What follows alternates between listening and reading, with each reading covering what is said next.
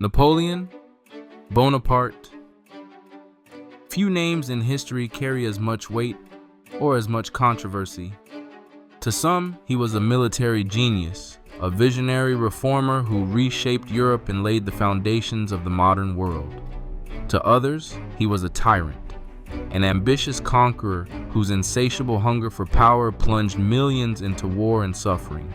He is a man of contradictions, a champion of liberty who crowned himself emperor, a reformer who built schools and laws but censored newspapers, a master of strategy who would ultimately gamble everything and lose. But his story did not begin in Paris or on a throne. It began far from the heart of Europe, on a small rocky island in the Mediterranean. Napoleon was born on Corsica in 1769. A place more accustomed to blood feuds and bandits than visions of empire. He was not destined for greatness, at least not in the eyes of those around him. He was an outsider, an awkward boy with a thick Corsican accent, mocked by his peers at French military academies. And yet, behind those sharp, restless eyes, a burning ambition was taking root. The French Revolution, with all its chaos, upheaval, and opportunity, would open the door for a man like Napoleon. Where others saw disorder, he saw a stage. Where others hesitated, he seized the moment. He rose quickly, earning fame as a daring young general. Victories in Italy made him a hero. His campaign in Egypt revealed not only his brilliance but also his recklessness.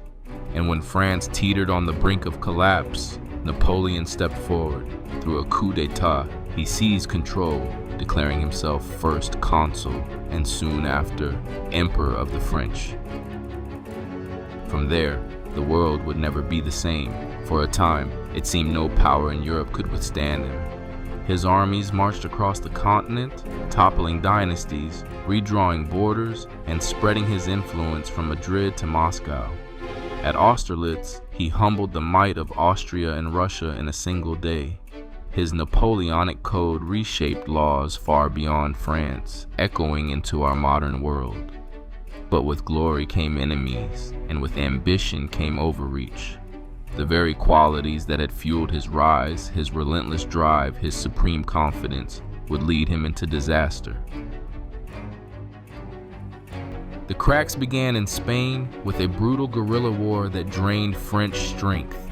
His continental system, designed to choke Britain's economy, instead bled his allies. And in 1812, his greatest gamble, the invasion of Russia. A campaign that would end in catastrophe as the Grande Armée was swallowed by winter, starvation, and fire. Defeat followed defeat. Allies turned into enemies.